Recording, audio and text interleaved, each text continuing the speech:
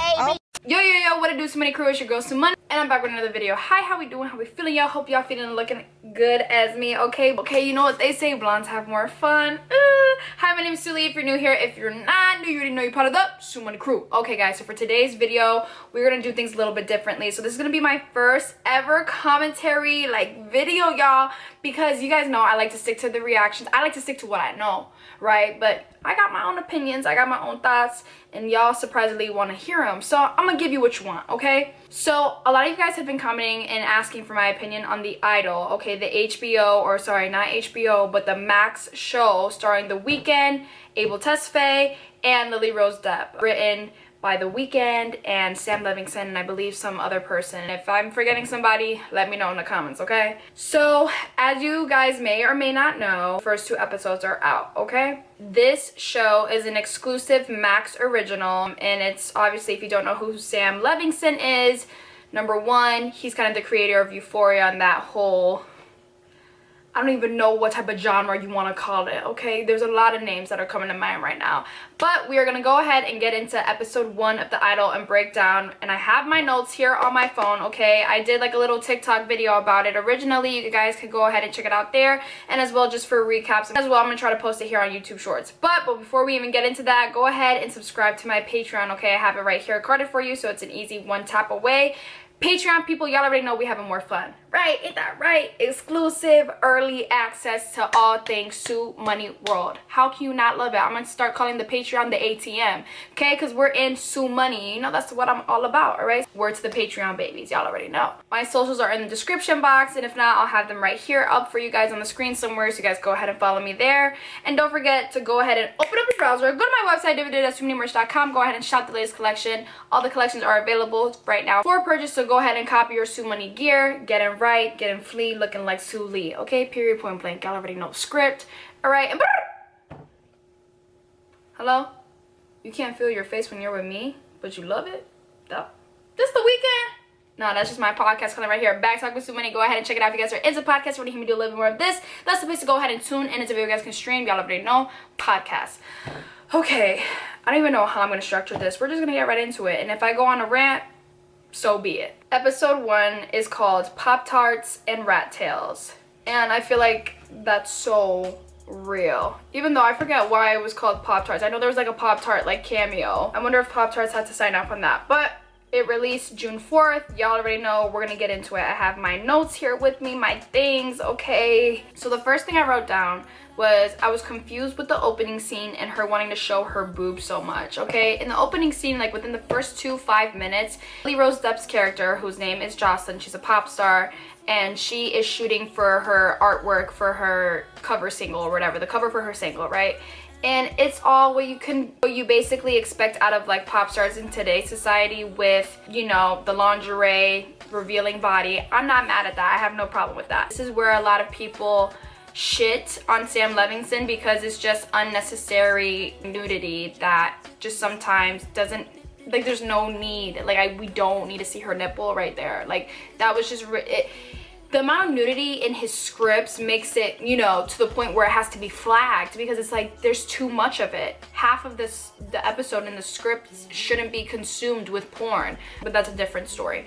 Anyways, so I was confused with her wanting to show her boob, you know, and then, you know, the guy, one of the workers were all like, you know, that's not in the nudity clause. Like, if she wants to show her entire boob, we're gonna have to rewrite that, whatever the case. If you guys haven't watched, go so you know what I'm talking about, because I'm not gonna be going into like details of like each of the plot lines of the story. I'm just writing down my notes. So this is for people who have already watched and are here tuned in to see if we're on the same wavelength, okay? So yeah, her wanting to express her boob so much. How are you gonna put your titties on the cover art? That can't be sold on Apple Music or Spotify. You know what I'm saying? Like, it has to be covered with something. Like, that's not allowed. But anyways, I was thinking maybe there's a deeper meaning behind it. I was like, could it be symbolizing the over-sexualization of celebrities since they're in control of what they post or what they expose of their bodies, etc.? You know what I mean? Like, I'm like, could it be symbolizing more of a statement, a movement of something like, oh, well, since I'm the one that's giving the okay of showing my boob, like, we're gonna do it. Like, is it because of that, or is it, you know, trying to, I don't know. I was trying to, you know, reach and see if there was something else to uncover, but I didn't get it personally. I was just like, what are we doing? Like, okay, like, is it a marketing tactic to show more of your body so people could click on your single? Like, I didn't know what they were trying to get at, but hey. Next up, the scene with the choreography was everything, with Diane, Jeannie from Black Pop, and them rehearsing. I love a good pop moment. I love anything choreo, like, that's why I love the pop stars. I love the music industry. I live for performances because it's entertainment. You're giving me and putting on a show, goddamn it, and I love it. I eat it up. The costumes, the dancers, the singing, just the whole, like, the embodiment, the energy, the essence of what a pop performance is. I want it embedded in my veins. I love it. I live for it. So that was everything. The song, okay, now Jocelyn's song, World Class Sinner, sucks, but it has potential. Like, the beginning until it gets to the chorus, it had me. It dropped, so I'm gonna go ahead and react to that. So if not, I'll have like a card or insert a card, or it'll be at the end of this video. You guys go ahead and click there, but go on my channel. I'm gonna have it up there.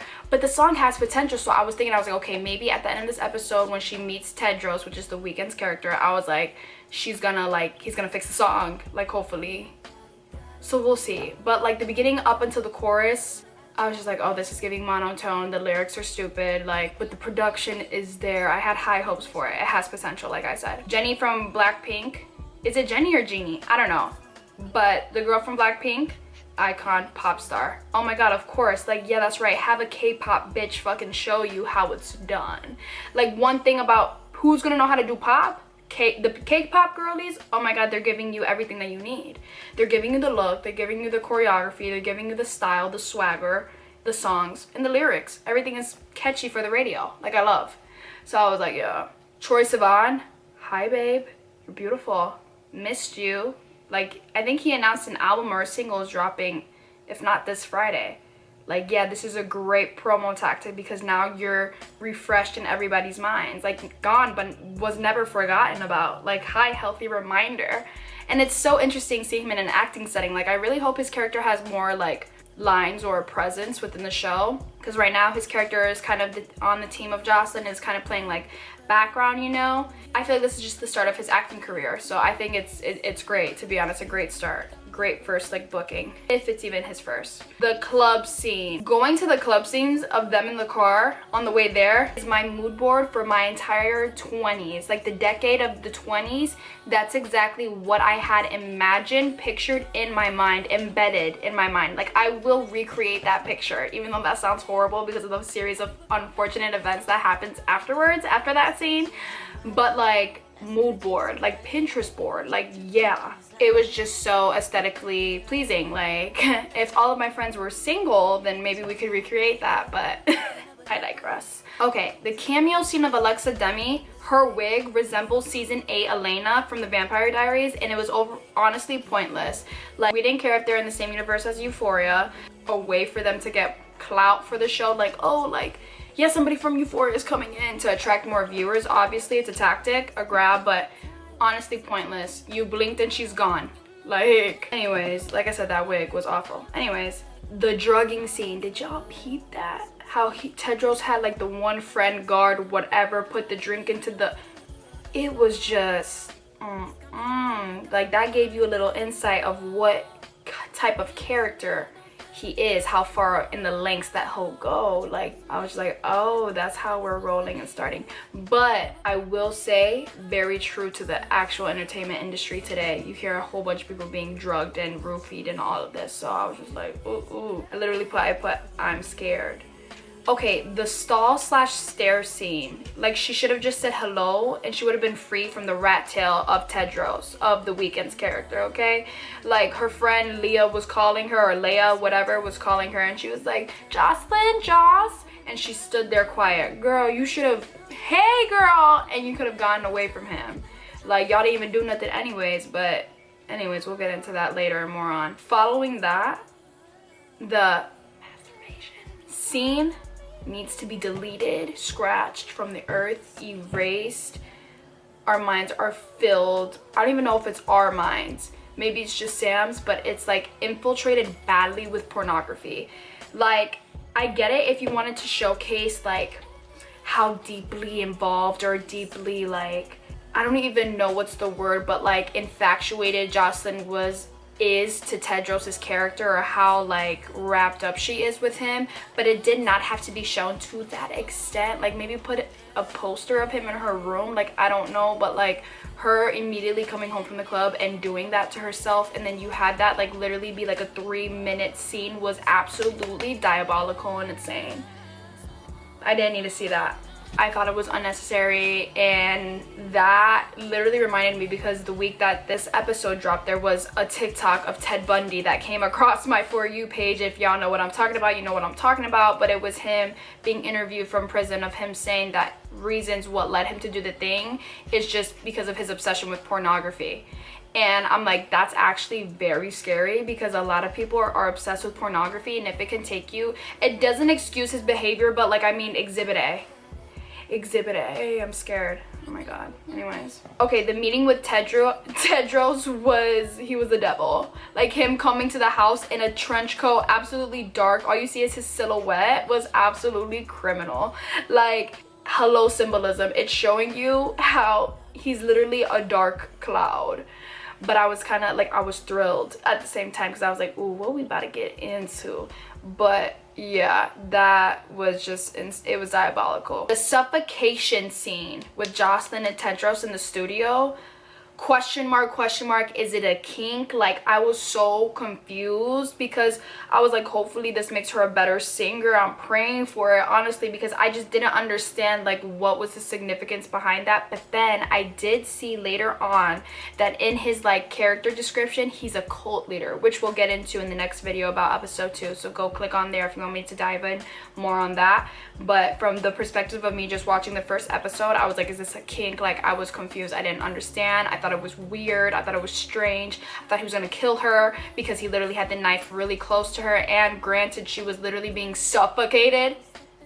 So that was interesting. Those are all my notes from the episodes. We're gonna get onto the theories. I only have a couple of theories and just comments that I wanted to talk about and see if there's like anything more. So my first theory was, some of the lines were based off of like Abel's life. I know he did say that like this was like kind of loosely based on the entertainment industry and things that he's personally experienced with people, or just whatever goes on in the music industry itself. But with him being like saying that, I'm thinking that like he was, you know, you could tell which lines were like accurate, because like for example, like when he told Jocelyn about her song of Make Me a Sinner or Feel Like a Sinner, whatever, world class sinner, whatever, he was saying like you need to sound like you need to sing like you, if you can fuck, basically.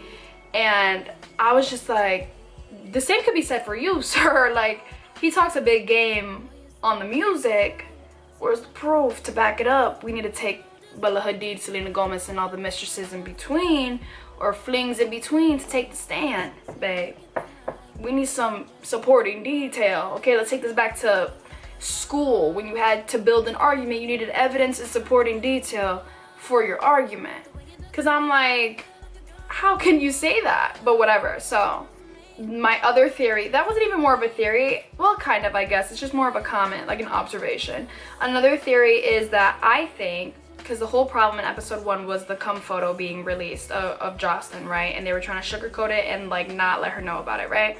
So I believe that she herself uploaded the cum photo and staged it to make believe that she is indeed a freak for promotion of her song, right? Because it's like, how exactly, there's people like Tedros' character, especially in the real world, that it's like, okay, if you're singing about this, how do we know that you're like real? Like, you know what I mean? Like, anybody can sing about anything. A lot of people want to see authenticity within the music industry, and I feel like this is a situation where she feels like she had to be authentic with what she was putting out, and that's why that photo got leaked. Like, I don't think it was, like, I feel like she was behind it herself, Jocelyn.